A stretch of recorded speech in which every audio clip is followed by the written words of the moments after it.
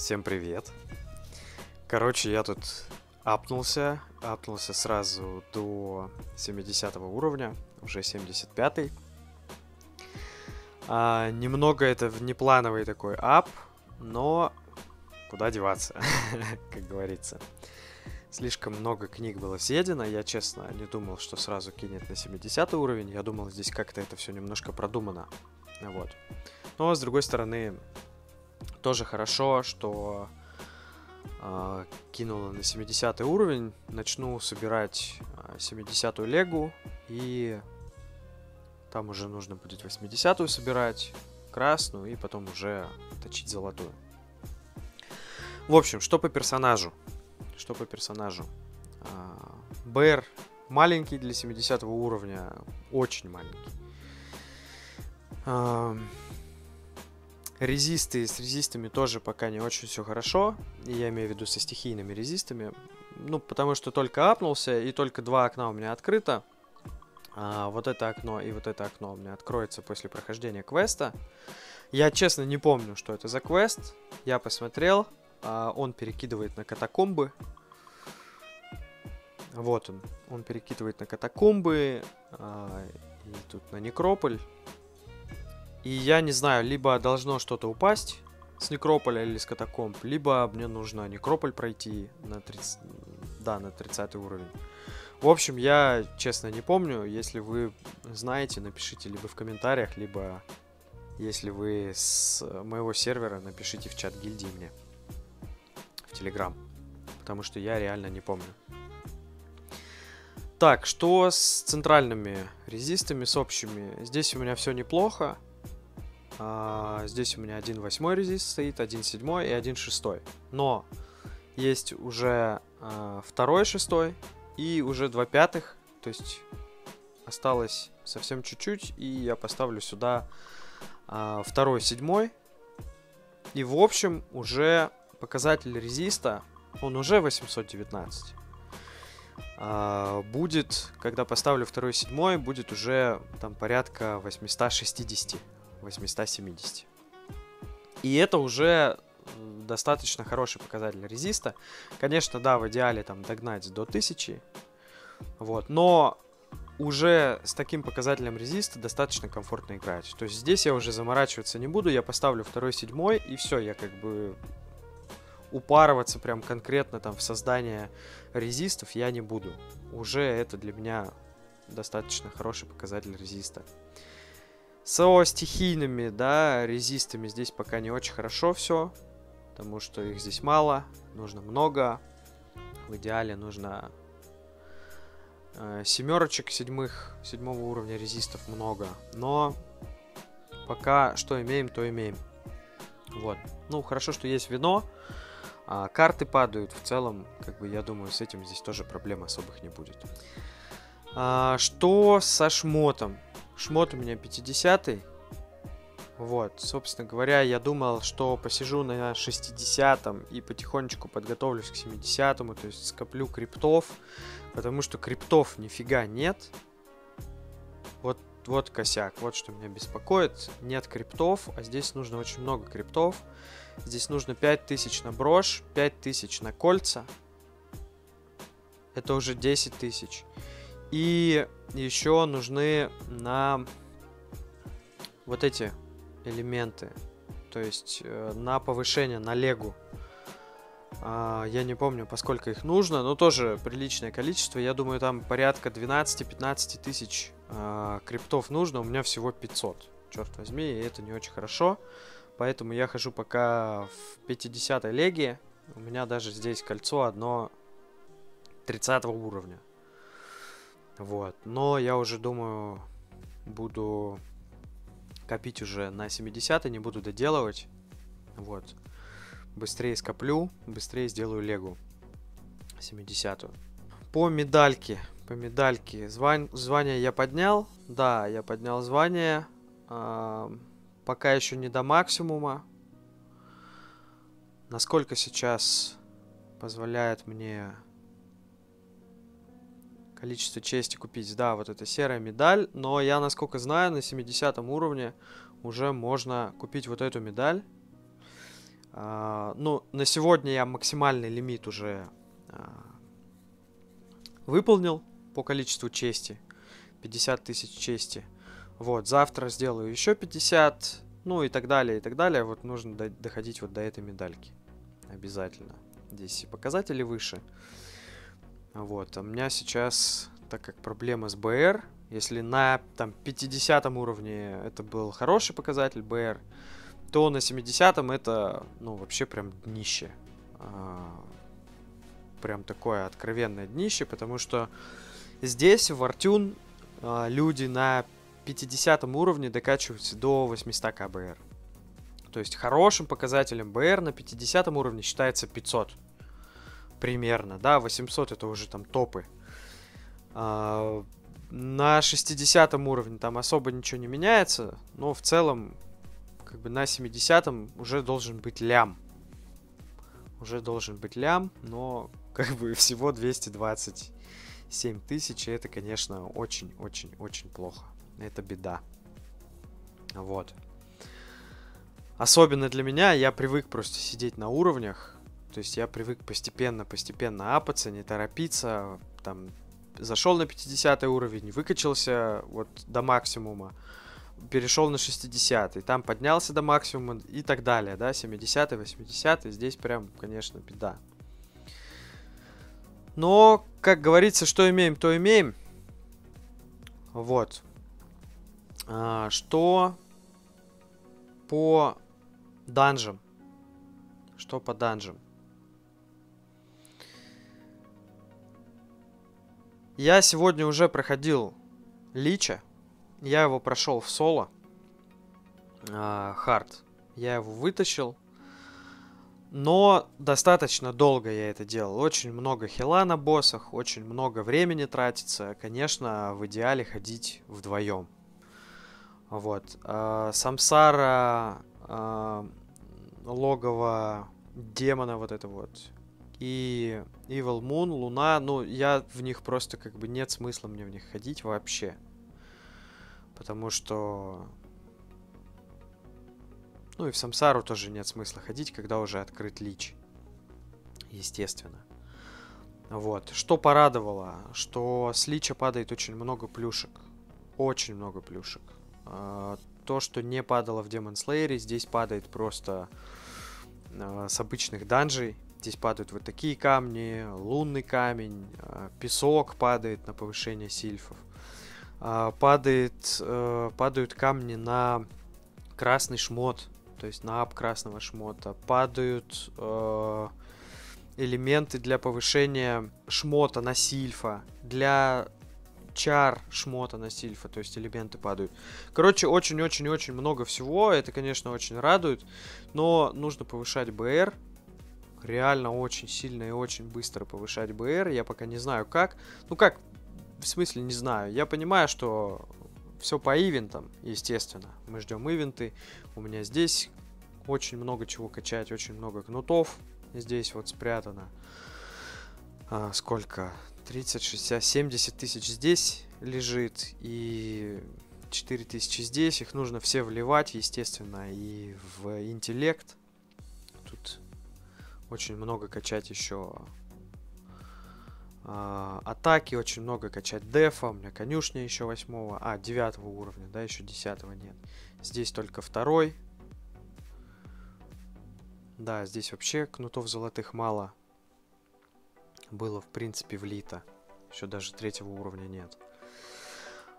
Вот, очень быстро надо качаться, потому что тут еще проблема такая была. Когда я апнулся на 70 уровень, здесь давали материал, да, для для 70 уровня. И кристаллоидов упало всего на 2 шмотки. Я не знаю, специально так или не специально, потому что, ну, на 50 уровень здесь упало ровно на все 4. На 70 уровне упало на 2. То есть я вскрыл мешок, и там было всего на 2 шмотки. То есть я их сделал. Сейчас покажу, где они у меня есть.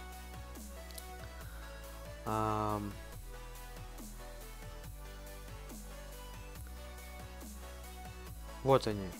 Я сделал капюшон, я сделал палку. Вот. Так, эти нужно удалить. С данжа прилетели. Вот. И как бы, ну, остались вот у меня два элемента. Да, вот. На броню и на подвеску. На ожерелье. И как бы, ну, кристаллоидов нет. А кристаллоидов нужно прям приличное количество. То есть у меня вот за один проход в лич мне упало 20 кристаллоидов. Да, а здесь их нужно на каждую шмотку по 400. Я не знаю, сколько мне придется ходить в лич, чтобы сделать шмотки. Но в любом случае ходить нужно, потому что также нет и легендарных камней 70 уровня. То есть они только-только-только вот у меня попадали, их здесь совсем чуть-чуть, 28 штук. Это я обменял уже в обмене некоторые элементы на вот легендарные камни. Но в любом случае качаться и ходить в лич, я не знаю, как Матумбамен сказал, тошниловка, реально тошниловка. Это вот сейчас нужно кого-то искать в пати для того, чтобы вот эти все приказы, здесь 54 приказа, ну хотя бы 25-30 приказов сходить там, сегодня, завтра, за пару дней, чтобы это как-то все побыстрее двигалось. Тут и свитки есть на опыт. Свитки на опыт это тоже хорошо, потому что, ну, на 70 уровне смысла нет сидеть. Вот, уже нужно сразу топать на 80 уровень. Вот они, свитки 200%. Тут даже есть 1000%. Вот, нужно искать пати и ходить, быстро апаться на 80 уровень. Так, что еще показать? Что еще по персонажу? Ну и, соответственно, Сильф. Сильф у меня еще совсем маленький. У него одна шмотка. Он первого уровня, первого класса. Чтобы апнуть его в Геркулеса, нужно докачать до золота. Тут совсем чуть-чуть осталось. Вот, тоже жду ивента. Нужно будет еще обменять коробочки Вулкан Пак на Махру, чтобы докачать и апать его в Геркулеса. Ну, а дальше нужно будет апать его в Зевса, соответственно. Вот. На следующий обмен, который планируется вот после вот этого, нужно будет брать Одина. Вот. Под Одина тоже здесь у меня немножко есть ресурсов. Тут есть 6700 махры. Но это немного... он, по-моему, красный. Она там даже и не нужна. Насколько я помню. Ну и здесь есть продвинутый вот этот горох. 6700. Но этого тоже очень мало. Насколько я помню, там нужно что-то порядка 1040, по-моему, этого гороха. Если я не ошибаюсь. Может быть, даже побольше, чтобы Одина в фулл заточить. Вот. Поэтому как-то так. Как-то я немножко незапланированно апнулся. Тут особо показывать пока нечего. Ну единственное, давайте я, наверное, расскажу про астралы. Что с астралами? Астралы здесь у меня такие, то есть здесь 5-й на атаку, 4-й на физдев и 5-й на крит выкачаны пока только. Но эти, соответственно, десятки. Уменьшение урона и базовый критический урон. Дальше что я ставлю? Дальше я обязательно ставлю блок на 60 уровень. На 70 уровень я ставлю астрал, который... Тут 8% у него. Ну, будет там порядка, по-моему, 12 или 15%. Шанс того, что урон вообще не проходит. Вот сегодня был такой показательный бой у меня на арене. Бился я с более таким прокачанным персонажем. И он меня уже убивал. У меня оставалось там буквально что-то 1010, по-моему, здоровья. И мы уже в сильфах. И в меня летит ульта. То есть он первый включил ульту, и я второй включил ульту. Ну и я думаю, все, я проиграл. И в итоге его ульта уходит в единичку. И я своей ультой убиваю его. То есть вот этот астрал, он делает просто бои намного интереснее. Это первое. И второе, ну вот, если он за бой хотя бы один раз сработал, а он срабатывает очень часто, то он себя уже окупает. Просто очень многие, и даже топы здесь межсервера, они ставят очень вообще какие-то кривые астралы, тупые, я вообще их не понимаю, зачем они так ставят. Например, топ-маги ставят астрал маг защиты. Зачем? У мага базовый показатель маг защиты стремится, ну, просто вот у топов, да, там, к 800-900 тысячам. Зачем вы ставите астрал, там, который дает вам 20 тысяч маг защиты, если у вас их 900? То же самое с танками. Танки ставят физ-защиту. Зачем? Непонятно. Когда у танков просто физ... Да, на начальных уровнях понятно, вы можете дефиться, там, каждый на свое усмотрение. Я просто сразу буду привыкать, ну, вот к такому положению астралов, да, к такой конфигурации. Но в целом, если у вас уже там лям 200, там, лям 300, 1,5 миллиона БР, воины убирайте физзащиту. Ну, бред ее ставить. Маги убирайте маг-защиту. Вот просто она не нужна. Очень многие еще топы, я посмотрел на межсервере, ставят астрал на ХП. Это меня вообще удивило. Ну, с таким же успехом можно было поставить астрал. Сейчас покажу. Вот этот, на харизму. Ну, идиотизм полнейший. Ставить астрал на ХП. Когда у тебя 4,5 миллиона ХП, ну, я про топов говорю.